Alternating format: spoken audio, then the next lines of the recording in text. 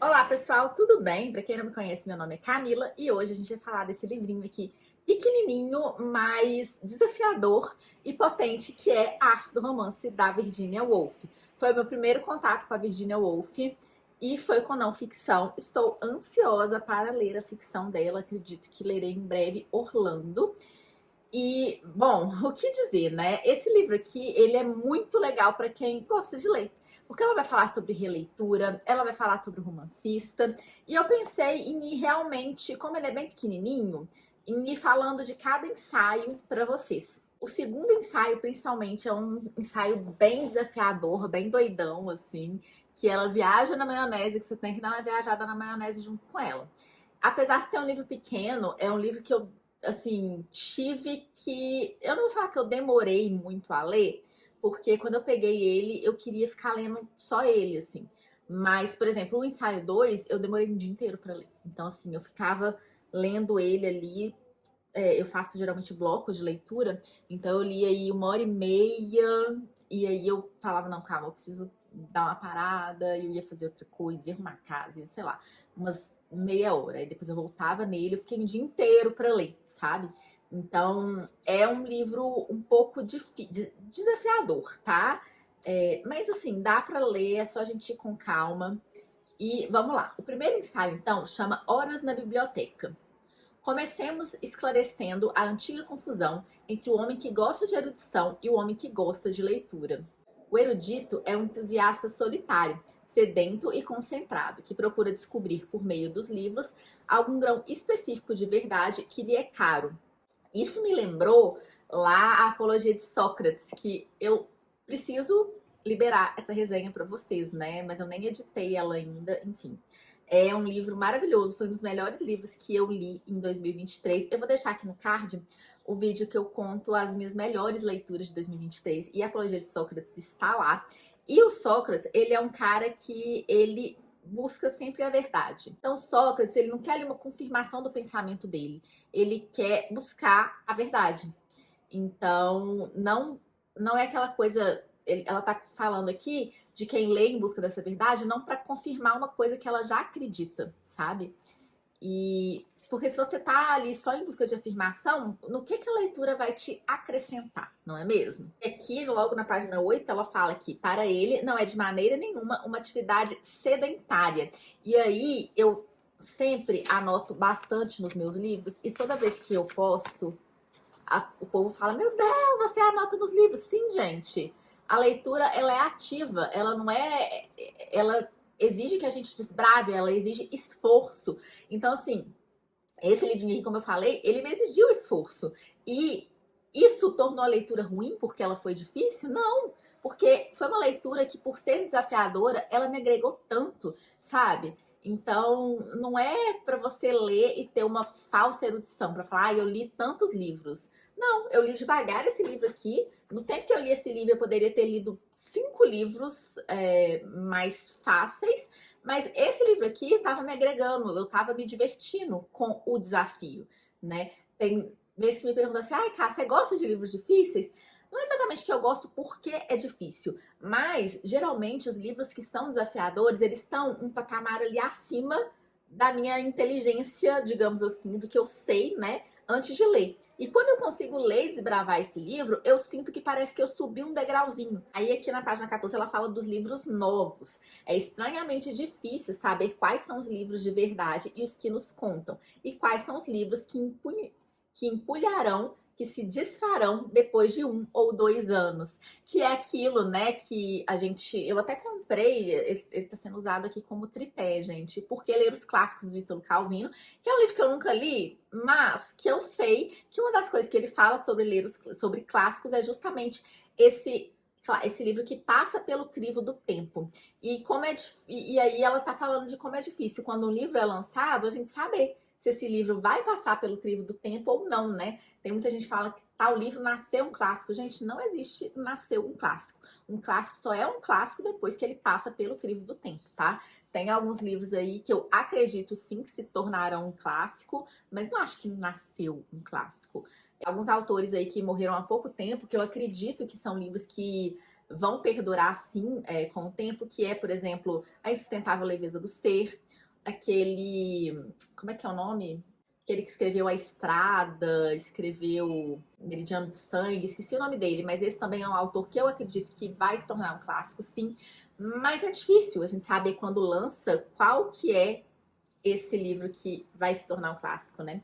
Deveríamos ter prazer em observar esse turbilhão, combater lançando mão das ideias e concepções da nossa época, agarrar o que podemos usar, matar o que consideramos sem valor e, acima de tudo, entender que devemos ser generosos com as pessoas que estão dando as suas ideias a melhor forma que lhe é possível. Então, eu achei interessante porque ela também dá valor aos livros atuais. Até porque, né, gente, ela é uma escritora que está escrevendo e ela tá falando assim, gente, leia a gente que é contemporâneo. E ela fala aqui de alguns contemporâneos dela que se tornaram clássicos, assim como a própria Virginia Woolf se tornou um clássico pra gente, né? Mas na época ela era uma contemporânea. Por isso que, sim, a gente pode ler contemporâneos. Existem contemporâneos ótimos que depois vão se tornar um clássico. E ela tá basicamente falando, né? Leia a gente, gente. A gente tem uns autor bom aqui contemporâneo também, sabe? São 9 ensaios e eu vou dar uma acelerada, né? Porque senão eu vou passar aqui 2 horas falando de cada ensaio. Principalmente agora esse segundo, gente, que é o leitura. E ele já começa assim, ó. Por que escolheram justo este lugar aqui para erguer a casa? Por causa da vista, talvez? Tipo, começa o ensaio já, tipo, minha filha, do que você tá falando?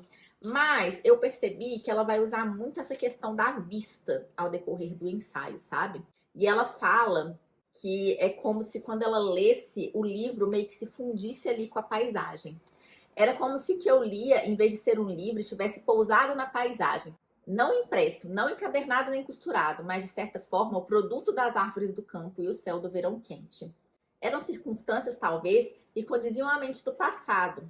Se olhava o livro, podia ver Keats e Pope por detrás, e não Darwin, Sir Thomas Boyle, legiões deles se fundindo na massa de Shakespeare, e depois desapareciam. Gente, eu fui lendo isso aqui falando, tá, só vamos.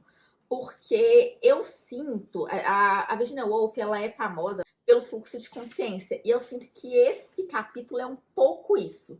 Tipo, ela vai falando o que ela vai pensando, não tem muito uma ordem, aí do nada ela tá caçando borboleta. Gente, sério. Ai, ai. E aqui na página 22 ela fala, podia vê-los, e depois mais pra frente, e afinal é uma questão de vê-los, então tá vendo? Ela vai muito pra essa parte de ver, de vista e tal. E aí aqui tem aquele livro dela, Um Teto Todo Seu, que eu também ainda não li, como eu falei, esse foi o primeiro livro que eu li dela, mas ela fala sobre os escritores, pensadores, músicos e artistas teriam passado sem paredes que lhe dessem abrigo, ou flores sobre as quais abrissem suas asas. E aí ela começa a falar sobre as coisas corriqueiras. Londres como algo corriqueiro, abole seu isolamento, funde o dialeto local com a língua comum. Mas que dignidade, que beleza paira sobre tudo isso. Então, tipo, a vida acontecendo, o corriqueiro, que ela também vê uma beleza. E os escritores têm muito isso, né? De ver essa beleza e tal. Em coisas que aparentemente as outras pessoas não veem. E se a passagem para a terra fabulosa de riquezas incontáveis ficará apenas um pouco acima da costa? E se o mundo conhecido for apenas o prelúdio de um panorama mais esplêndido? A escrita dela é muito bonita, né? Eu gostei bastante da escrita da Virginia Woolf, tá? Como eu falei, esse ensaio aqui, ela é complicada. São estas as belas histórias usadas como bons resultados por toda a terra do Oriente. Como convencer os homens robustos de descansar no porto e deixar suas redes de peixes e ir em busca do ouro? Nesse ponto aqui, gente, vocês veem que eu escrevo no livro? E aí vocês devem pensar assim, nossa, deve ter coisas assim muito inteligentes. Eu coloquei assim, tá, ainda não entendo onde ela vai chegar, mas achei bonito. Gente, eu tava tipo assim, ok. Mas é como eu falei, né? Eu coloquei aqui, esse ensaio tá muito louco. Parece um fluxo de pensamento que eu ainda não entendi como se encaixam. Eu tava perdida, mas achei bonito, entendeu? Assim, se por fim fecho o livro, é apenas porque minha mente está saciada e não o tesouro esgotado. Então, novamente, a gente chega para aquela definição lá dos clássicos, que é um clássico, você vai fazer releituras e ele vai cada vez te acrescentar mais. E isso aconteceu comigo lendo este segundo ensaio. Tipo, eu lia um pouco e aí eu fechava ele e ia pensar, ia fazer outras coisas. Por quê? Não porque eu tinha esgotado tudo que tinha no livro, mas porque a minha mente tava já, tipo, tá, eu preciso pensar sobre isso. E não o tesouro que tá aqui esgotado. Gente, sério, eu fervi, assim, eu senti meus neurônios fervilhando, sabe? É, as vidas de todos esses livros preenchiam a sala com um murmúrio suave. Na verdade, um mar profundo, passado, uma onda que nos tomará e nos inundará. A escuridão não só tem o poder de extinguir a luz, mas também sepulta em si uma grande parte do espírito humano. E aí, como eu falei, esse ensaio tem muita questão da vista. Então, aqui ela fala sobre a escuridão, né? Que é o oposto. E aqui, olha isso aqui sobre o tempo, página 41. A tristeza terá o poder de causar uma subinterrupção da fluidez da vida. E a alegria terá o mesmo poder. Sabe aqueles momentos que o tempo parece que ele não tá andando da forma normal? Ou um momento muito triste, que parece que nunca vai passar, ou um momento muito feliz, que parece que passou muito rápido e que você quer que o tempo pare, fique ali, porque tá sendo muito legal aquilo que tá acontecendo. Agora, vocês podem perceber que o ensaio é um grande, tipo, jogar de pensamentos, assim, sabe? Porque ela vai falando umas coisas muito incríveis, muito maravilhosas, e você fica, tipo, tá. Esse livro aqui é um livro que você vai colocar vários outros livros aí na sua lista de desejos. Ela fala de Paraíso Perdido, ela fala de Shakespeare, e ela fala de várias coisas, gente. Aí, eu fiz um vídeo aqui com meu irmão, que ele fala sobre livros difíceis. Na verdade, a gente fala sobre várias coisas, mas uma das coisas que eu perguntei foi qual que é o livro mais difícil que ele já leu. E ele comenta que é um livro, inclusive, maçante, mas é um livro muito importante, que é Kant, né? E ele vira e fala uma hora assim, mas não precisa ser legal e divertido, ele não tem que ser isso. E aqui ela fala um pouco disso, ó. O principal prazer do livro alegre, franco e divertido, que se ergue borbulhante em torno da magnífica concepção do cavaleiro e do mundo, a qual, por mais que as pessoas mudem, há de se manter para sempre como uma declaração inatacável sobre o homem e o mundo. E nem sempre o livro vai ser algo divertido, leve, como esse aqui também não foi, mas ele tem algo por trás, sabe? Ele te eleva. Acostumados como estamos a pegar todas as frases de uma página, espremê-las, extrair de uma vez todo o significado. Às vezes, as pessoas ficam tipo, como assim? Você tá estudando até o meu marido, ele fala assim, mas você lê e depois você vai ver o que as outras pessoas estão falando sobre isso. Você tem que ter a sua interpretação e pronto. Não, gente, porque a literatura não é só ler, ter minha interpretação e, ok, eu vou buscar estudo que as outras pessoas estão pensando depois que eu fiz a minha leitura, porque eu não quero também que contamine. Mas eu gosto de estudar o livro, porque você não vai tirar e extrair tudo que tem no livro, né, de grande profundidade, sozinha e de uma vez só. Então, sim, eu vou sempre fazer pesquisas, tentar entender o contexto, entendeu? Não é porque beleza, eu entendi o livro, eu tive aqui a minha interpretação, mas tem tão mais por trás que eu acho que isso complementa a experiência da leitura. Porque os livros que eu gosto, eles vão muito além de uma história. Beleza, eu entendi a história, mas eles têm uma profundidade que chega a ser quase infinita, sabe? Bom, no finalzinho aqui, ó, é um diletante, trabalha por lazer e prazer, não negocia conosco. Sir Thomas não tem nenhuma obrigação de agradar o leitor. Esses seus livros podem ser enfadonhos se ele quiser, difíceis se preferir, ou de uma beleza indescritível se assim decidir. Aqui chegamos à esfera complicada, a esfera da beleza. Não ficamos perdidos, perplexos ou fascinados já nas primeiras palavras? Terminamos aqui o ensaio 2 com muitas reflexões e é um ensaio muito doidão, tá? Muito doidão. Vamos para o ensaio 3, relendo romances. É muito interessante que na página 54 ela fala que há um tédio na leitura, que o hábito nacional da leitura foi formado pelo teatro e que as pessoas não ficam ali 5 horas em pé vendo teatro. Então pode-se passar dias no livro antes que você consiga avançar. E esse é o primeiro obstáculo a se seguir. E eu fiquei pensando, hoje em dia, porque hoje em dia o pessoal tá acostumado a ver um TikTok de 1 minuto. Então, pro povo pensar, pro povo sentar e ficar horas lendo um livro, né? Elas estão acostumadas a essa recompensa rápida, né? E aí, a releitura ela é muito interessante, porque quando a gente está lendo um livro pela primeira vez, tem aquela coisa da descoberta, né? O que vai acontecer no final e tal. Quando a gente está relendo, ela fala que a gente precisa encontrar outro prazer sem ser simplesmente na história. E é por isso que eu sempre falo que eu gosto tanto de livros bem escritos, porque a forma como aquilo é contado, os pormenores, para mim, são muito mais importantes do que a história em si, sabe? A questão é se conseguirmos encontrar outra forma de prazer que ocupe o lugar daquelas despreocupando deslumbre que tanto nos arrebata da primeira vez. O livro em si equivale à sua forma e tentando rastrear com admirável sutileza e lucidez aqueles métodos com que os romancistas constroem a estrutura final e duradoura dos seus livros. E é isso, e não uma história, que faz com que o livro sobreviva e chegue até os dias de hoje, super atual, né? E aí, no começo, ela fala de teatro e ela finaliza também falando do teatro. Ai, gente, Virgínia. Por fim, talvez cabe uma acusação à indolência e credulidade do leitor. Que o persiga de perto seja rápido em acompanhar, rápido em entender, e assim venha exercer sobre ele, mesmo em seu gabinete, com resmas de papel à sua disposição e editores ansiosos em aceitar os entumecidos frutos de sua solidão. A saudável pressão disciplinadora que um dramaturgo sempre espera dos atores, dos espectadores e do público treinado durante gerações da arte de ir ao teatro. Então, ela fala que a gente precisa ser como se fosse um dramaturgo ali. Ai, gente, sério. O próximo capítulo chama Como Ler um Livro. Ponto de interrogação, tá? O ponto de interrogação, achei ótimo esse ponto de interrogação. Em primeiro lugar, quero ressaltar o ponto de interrogação no final do título, porque ela fala que, mesmo que ela soubesse responder a pergunta, a resposta se aplicaria apenas a mim ou não a você. Então, assim, não existe uma forma que vai funcionar para todos, mas ela vai falar aqui mais ou menos, tá?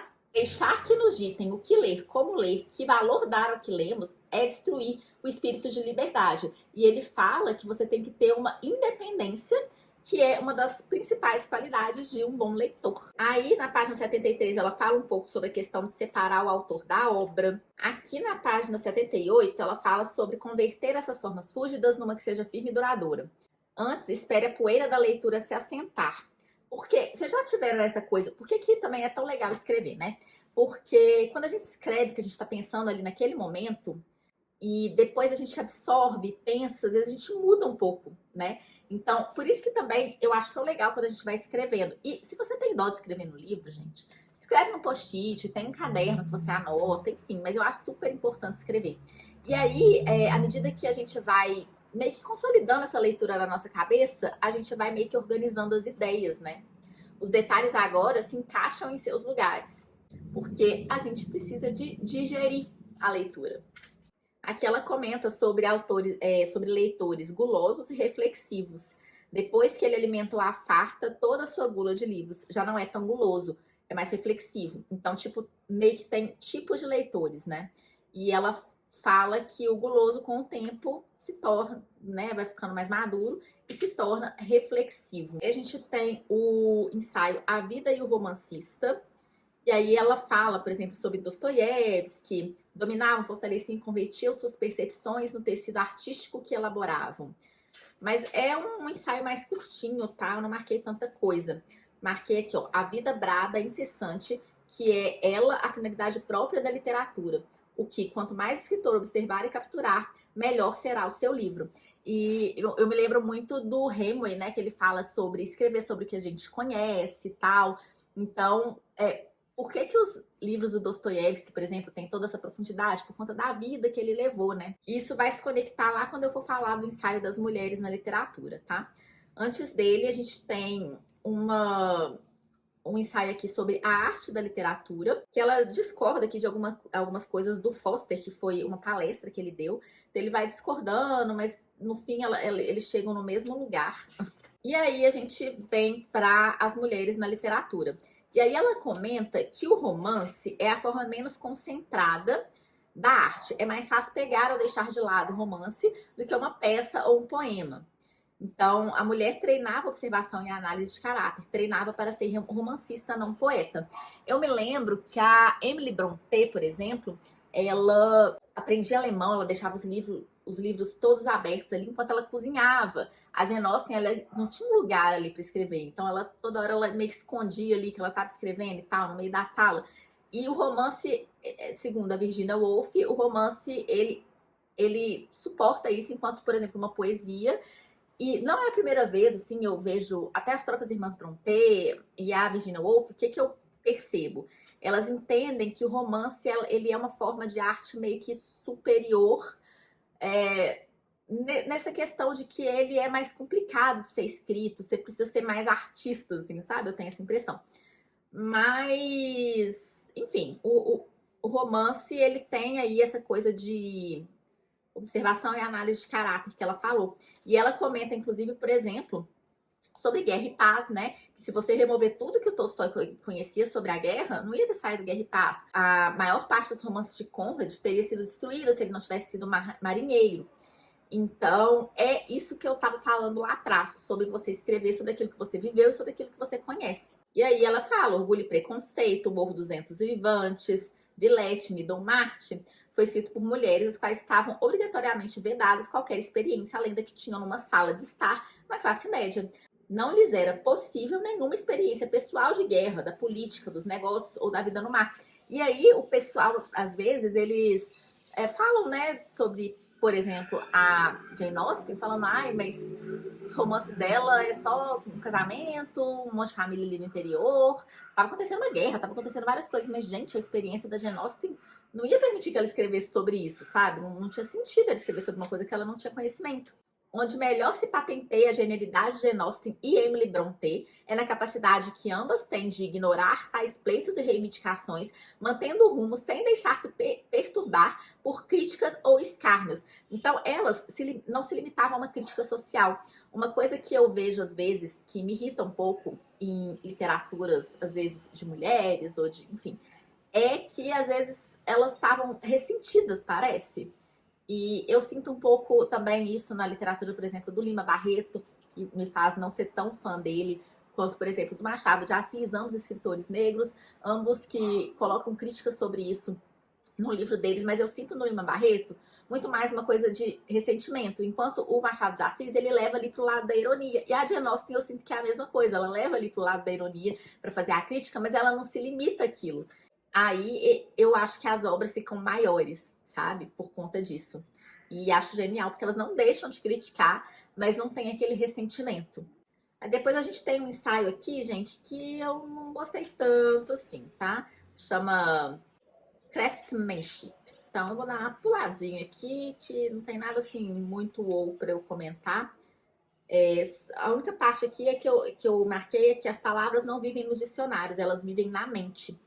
E eu achei isso interessante porque hoje em dia a gente tem aí as pessoas querendo mudar a linguagem, né? Só que não é tão fácil, porque tem palavras que são adicionadas no dicionário depois e tal. Por quê? Porque elas são faladas ali, porque as pessoas estão usando. Agora, o contrário, as pessoas não estão usando e você quer colocar, obrigar as pessoas a falarem daquele jeito, o negócio não vai dar certo, né? E aí, depois, a gente tem o ensaio Resenhando, que eu lembrei demais. Eu fiz uma associação assim muito com a atualidade das pessoas que fazem as resenhas e tal, né? Canais no YouTube ou lá, Instagram e tudo mais. O leitor pede ao resenhista que lhe diga se o poema ou romance é bom ou ruim, para que possa decidir se compra ou não. Para que escrever, ler ou citar resenhas se no final e o cabo é o que o leitor precisa decidir por si mesmo? E hoje em dia, eu acho que isso acontece muito com os influenciadores, como eu falei. Tanto é que o pessoal do TikTok, eles têm o poder de colocar um livro assim na lista dos mais vendidos, né? Aí tem uma parte que fala: a variedade e diversidade de opinião afeta o editor da mesma maneira. Ciente de que o público não confia mais no elogio nem na crítica, o editor fica reduzido a imprimir lado a lado. E aí eu já acho que hoje em dia isso mudou. Porque geralmente a gente tem algumas pessoas ali que a gente meio que confia no gosto, sabe? Então, por mais que tenha uma diversidade de opiniões, a gente tem ali sei lá, 3 influenciadores, youtubers, etc., que a gente tem um gosto parecido e que não importa se uma outra pessoa vai falar mal, porque se o seu gosto é parecido com o daquela pessoa, você vai confiar ali no que aquela pessoa tá falando. E aí tem uma diferença, né, sobre a resenha e a crítica literária. E aqui na página 147, ele fala assim: a resenha, portanto, é muito diferente da crítica literária. E eu gosto de crítica. Eu acho até que eu não chamo tanto as minhas resenhas. Às vezes eu falo, né, que eu vou fazer uma resenha, mas eu acho que é muito mais voltado para uma crítica, apesar que eu não sou crítica literária, mas eu acho que uma resenha é você dar ali um resumo, sem spoilers e tal. E eu gosto de fazer algumas análises, de falar o que eu achei, de fazer algumas conexões. Então eu acho que o caminho do que eu gosto de fazer, do que eu gosto de assistir, é mais voltado para uma crítica do que uma resenha, que eu acho mais simples, assim. Ele fala aqui que os dois têm sua importância e tal. Concordo, tem gente que prefere ver um resumo e não gosta de spoilers, não gosta de tanto aprofundamento ali. Mas eu gosto de coisas mais aprofundadas, mesmo quando. Só que aí, o que eu gosto de fazer? Como eu falei, eu gosto de ver essas opiniões, essas análises, depois que eu já tô com a minha opinião para não ser tão contaminada. Às vezes eu posso mudar um pouco a minha opinião, mas se eu ver uma dessas críticas, né, uma dessas resenhas mais aprofundadas antes de eu ler, aí eu já vou ler com aquela cabeça. Então eu não gosto tanto, sabe? Mas é isso, gente. Acabamos aqui este livrinho que, apesar de pequeno, a resenha ficou enorme. Não uma resenha, a crítica. Enfim, não vou nem chamar mais de resenha, tá? É isso. Se vocês gostaram desse vídeo, clica no gostei, se inscreva no canal. Um beijo e até o próximo. Tchau!